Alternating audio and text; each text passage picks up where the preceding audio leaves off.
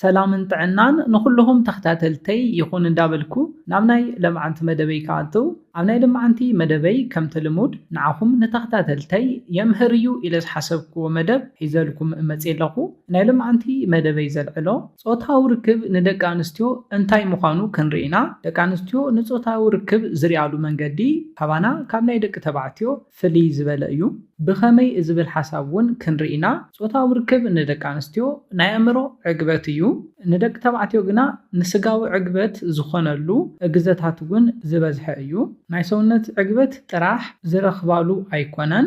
ምቅርራብኩም ንዓኹም ዘለዎን ፍቕሪ ንስኹም ንዕዐን ዘለኩም ኣድህቦን ግዘን ዘለኩም ቦታ እዚ ኩሉ ክፈልጣ ዝኽእላሉ ክፈልጣ ዝደልያሉ እውን እዩ።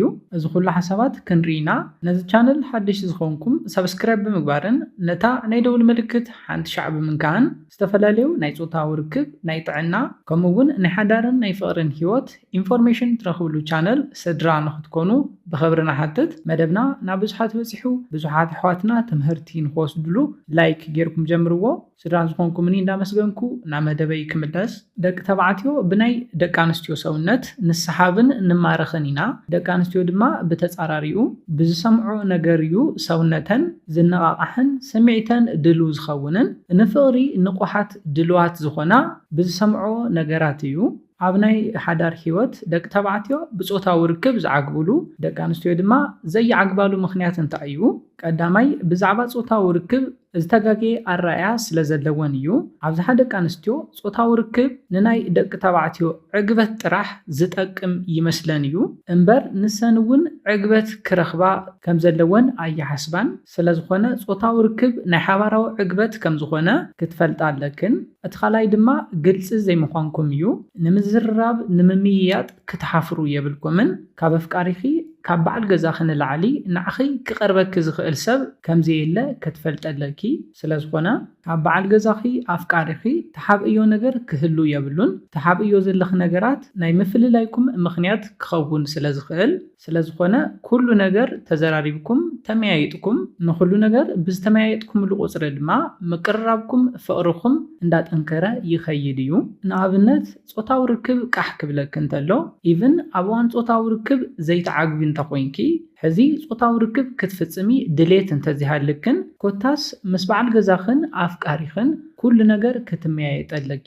ሳልሳይ ድማ ካብ በዓል ገዛኽን ኣድህቦ ዘይምርካብክን እዩ። ብፆታዊ ርክብ ንኸይተዓግባ ዝገብረክን እቲ ሳልሳይ ምኽንያት እዩ። ደቂ ኣንስትዮ ኩሉ ሻዕ ተሓጓስ ፍቕሪ ክንክን ምቅርራብ ካብ ኣፍቃሪአን ካብ በዓል ገዝአን ይደልያ እየን። ስለዝኾነ ደቂ ተባዕትዮ ኣብ ናይ በዓልቲ ቤትኩም ኣፍቃሪትኩም ተሓጓስ ኣድህቦ ክትህብሉ ኣለኩም። ግዘ ሃብወን፣ ተኸናኸንወን፣ ኣድንቕወን፣ ፍቕሪ ሃብወን። እዘን ነገራት ኣብ ናይ ፍቕርኹምን ምቅርራብኩምን ልዑል ቦታ ስለ ዘለዎም እዩ። ዘሕጉስ ሓዳር ንዓኻ ተሕጉስ ሰበይቲ ንኽትህልወካ እንተደሊኻ ግዘ ሃባ ኣድህቦ ሃባ። ደቂ ኣንስትዮ ካብ ፆታዊ ርክብ ዕግበት ዘይተነኣኣሰ ፍቕሪ ይደልያ እየን። ፍቕሪ ድማ ንሓዳርኩም ኢነርጂ ዝኸውን እዩ። ንግሆ ተስኤን ንውዕሎአን ብታሕጓስ ብጥንካረ ንኽጅምርኦ ዝሕግዘን ፍቕሪ እዩ። ፍቕሪ ንደቂ ኣንስትዮ ልክዕ ነዳዲ ንመኪና ከም ዘድልየን ዓይነት እዩ። መኪና ብዘይ ነዳዲ ከም ዘይትንቀሳቐስ ደቂ ኣንስትዮ እውን ብዘይ ፍቕሪ ክንቀሳቐሳ ይኽእላን። ደቂ ተባዕትዮ ጽብቕቲ ጓል ኣንስተይቲ ክንርኢ እንተለና ንፆታዊ ርክብ ክንሓስበንን ክንምነየንን ንኽእል ኢና። ደቂ ኣንስትዮ ግና ርኢኒ ዶ ይኸውን ይፈትወኒ ዶ ይኸውን ብዛዕባይከ እንታይ ይሓስብ ይኸውን ኢለን እየን ዝሓስባ እምበር ንፆታዊ ርክብ ዘይክሓስባ ይኽእላ እየን። ደቂ ኣንስትዮ ካብ ምርኣይ ክረኣያ ካብ ምፍታው ክፍተዋ እየን ዝደልያ። ክረኣያ ክድንቓ እንተለዋ ኢነርጂ ይህበን እዩ። ብዛዕባ ነብሰን ጽቡቕ ኣረኣያ ኮንፊደንስ ንኽህልወን እውን ይሕግዘን እዩ። እዚ ድማ ኣብ ፍቕሪ ሓዳር እቲ ኣገዳሲ ነገር እዩ። ሕዚ ንዓኻ ዘለዋ ስምዒት ድሕሪ ግዘ ዝቕንስን ዝጠፍአሉን ምኽንያት ድማ ስለ ዘይተድንቓ ኣድህቦ ግዘ ስለ ዘይትህባ እዩ።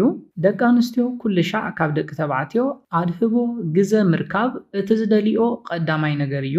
ስለዝኾነ ደቂ ኣንስትዮ ንፆታዊ ርክብ ዝሪኣሉ መንገዲ ካብ ደቂ ተባዕትዮ ፍልይ ዝበለ እዩ። ፆታዊ ርክብ ንደቂ ኣንስትዮ ናይ ኣእምሮ ዕግበት እዩ።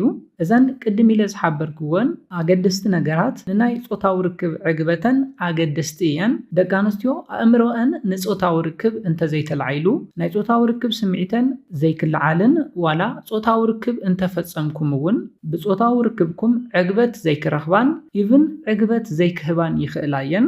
በቲ ትፍጽምዎ ጾታዊ ርክብ ክትዓግቡ ትኽእሉ ደቂ ተባዕትዮ ጥራሕ ኢኹም ክትኮኑ ትኽእሉ።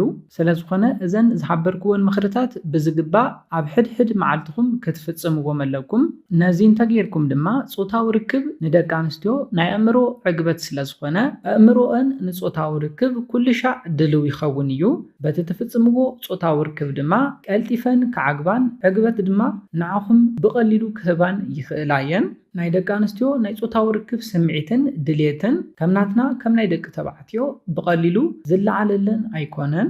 ንኣብነት ደቂ ተባዕትዮ ናይ ደቂ ኣንስትዮ ሰውነተን ክንርኢ እንተለና ናይ ጾታዊ ርክብ ስምዒትና ክለዓል ይኽእል እዩ።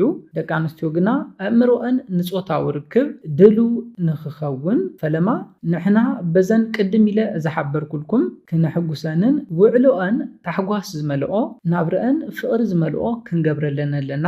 ቀፂልና ንጾታዊ ርክብ ዝምቹ ኢንቫይሮንመንት ክነዘጋጅው ኣለና። ኢንቫይሮንመንት ምስ ዘጋጀና ናይ ጾታዊ ርክብ ዕላላት ብምዕላል ናይ ጾታዊ ርክብ ስምዒተን ዘለዓለለን ምንኽኻእ ምትሕስሳይ ምስዕዓማት እስካብ 15-20 ደቂቕ ብምፍጻም ስምዒተን ኣላዒልና ናብ ናይ ጾታዊ ርክብ ዕግበት ክነብጽሐን ኣለና። ፈለማ ታሕጓስ ዝመልኦ ናብራን ውዕሎን ንክህልወን ክንገብር ከም ዘለና ክንፈልጥ ኣለና።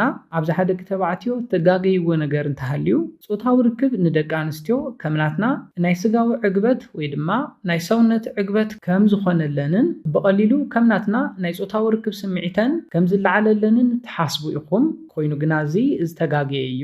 ጾታዊ ርክብ ንደቂ ኣንስትዮ ናይ ኣእምሮ ዕግበትን ናይ ኣእምሮ ድልውነትን እዩ። ደቂ ኣንስትዮ ንጾታዊ ርክብ ክዳለዋ ዝኽእላ ካብ ንግሆ ጀሚረን ብዝህልወን ሙድ እዩ።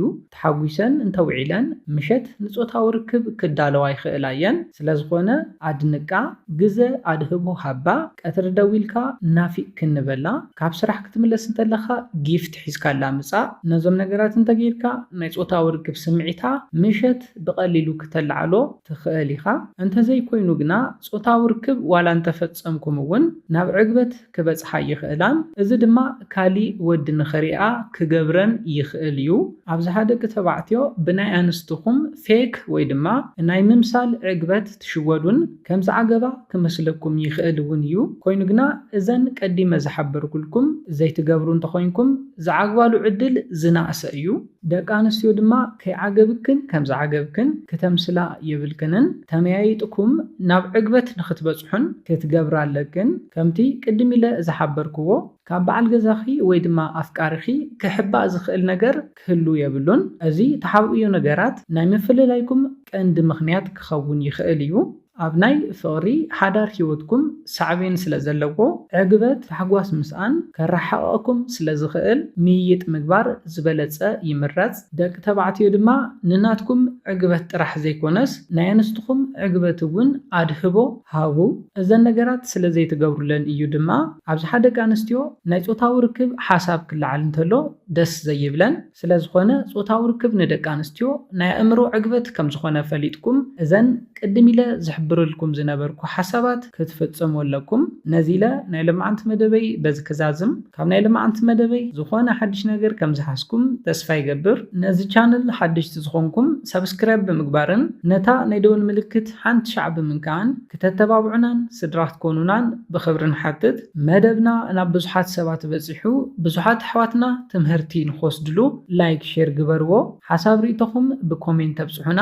ብኻሊእ መደብ ብኻሊእ ሓሳብ እስካብ ንራኸብ ሰላምን ጥዕናን ንኹላትና ይቐኒየለይ።